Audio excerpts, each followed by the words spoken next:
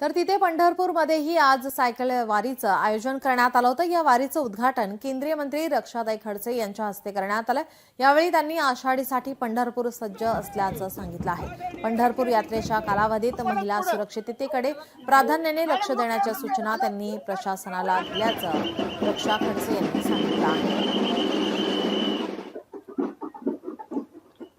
महाराष्ट्र सरकारच्या वतीने महिलांच्या बाबतीमध्ये आधीपासून खूप काटेकोरपणाने लक्ष देण्यात आलेलं आहे आणि पंढरपूरची वारी म्हटल्यानंतर ही आपलं वर्षानुवर्ष चालणारी एक परंपरा राहिलेली आहे आणि त्याच्यामुळे ह्या पिरियडमध्ये सरकारकडनं पूर्ण दक्षता घेतली जाते की जो कोणी वारकरी ग्रामीण भागातला असेल किंवा शहरी भागातनं संपूर्ण महाराष्ट्रभरातनं येणारा वारकरी आहे त्याच्या पूर्ण सोयी सुविधा व्यवस्थित होतील, त्याला कुठेही कसली कमतरता राहणार नाही आणि सुरक्षिततेसाठी पण आपण बघू शकतो की जागी जागी पोलीस प्रशासनाच्या माध्यमातून सगळ्या सुरक्षा व्यवस्था करण्यात आलेल्या आहेत।